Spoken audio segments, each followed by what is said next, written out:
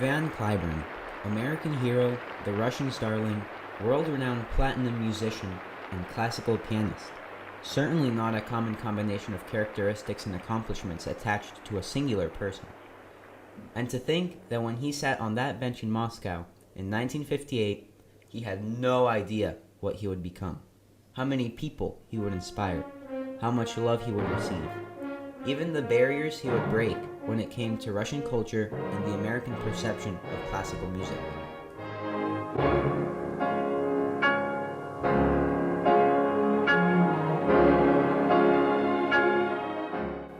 The year was 1958, during the height of the Cold War.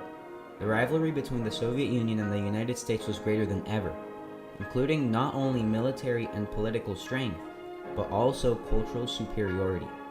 The Soviets were especially proud of their reputation as being the greatest at classical arts, such as dance and music, and they would not miss a chance to show the world as much. And thus, in 1958, the first international Tchaikovsky competition was held, built to prove Soviet prowess in classical piano. There was no way anyone would be able to beat their masterful competitors. So here was, I think he was about 20 years old, maybe a little more, lanky Texan named Van Cliburn, over 6 foot tall, with a suit that was very skinny, bigger than he could bear, and he goes to Russia, and he competed in the Tchaikovsky competition.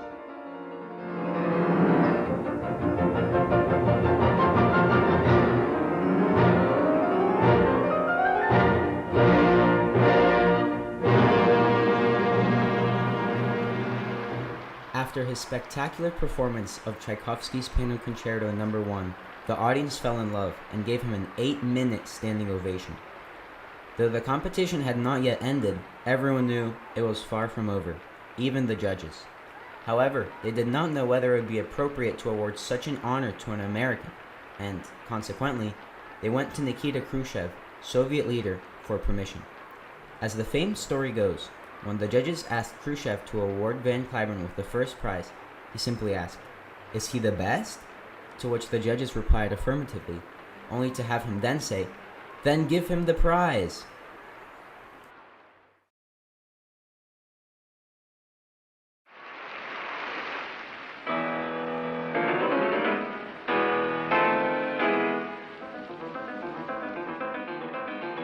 He was not just a hometown hero in Fort Worth, he was a national hero.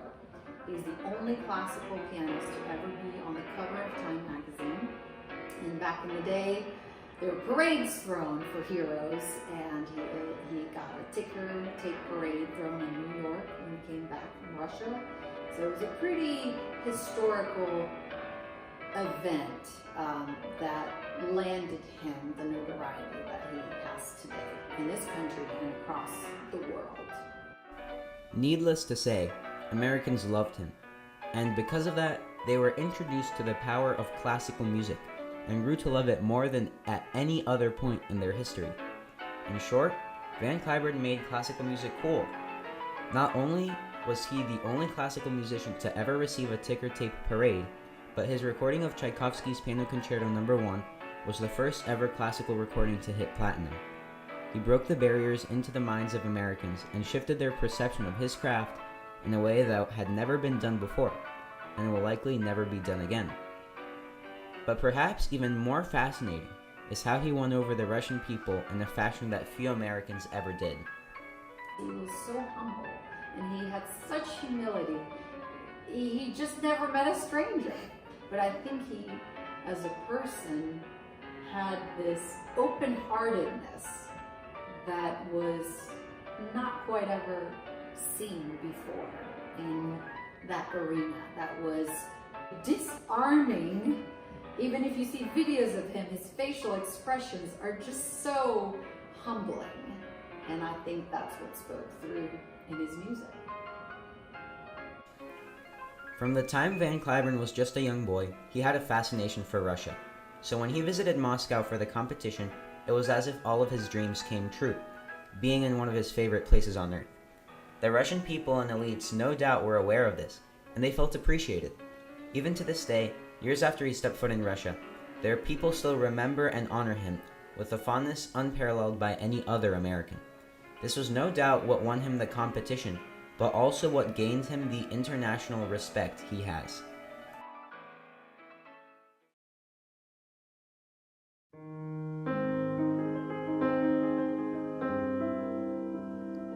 Van's life after his initial success may not have been as grandiose as his showing at the Tchaikovsky competition, but it was no less filled with achievements and highlights. In 1962, the Cliburn piano competition was held in Fort Worth, Texas, hosting the best and brightest up-and-coming pianists from around the world. Founded under Van Cliburn's name and as a tribute to him, it has since become one of the most internationally respected competitions.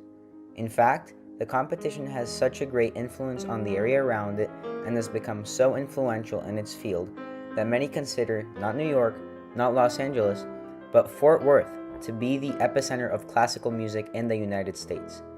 It is one of the very few musical events in the world in which the participants stay with host families in the area, making for an aura of kindness and hospitality, reflective of Van's greatest qualities. He received the Presidential Medal of Freedom from George W. Bush in 2003 and the Russian Order of Friendship 1 year after.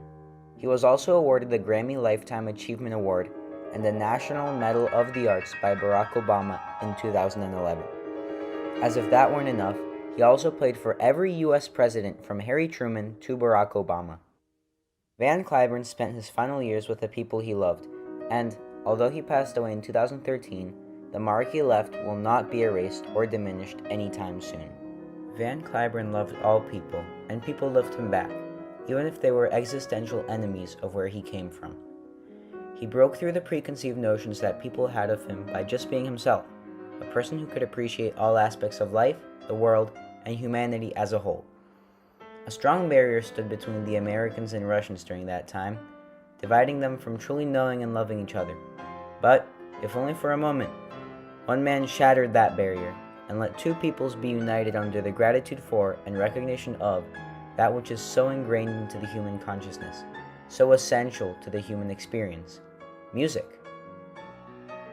In a world where it seems as if success is measured by how much money you have and how powerful you are, it can be easy to lose sight of what is really important: kind words, deeds, and actions for others. One Texan lived this way some years ago, and it's safe to say that he left the world better than he found it. If just one person can make so much positive change in such a short time, imagine what we could all do together if only we lived like him.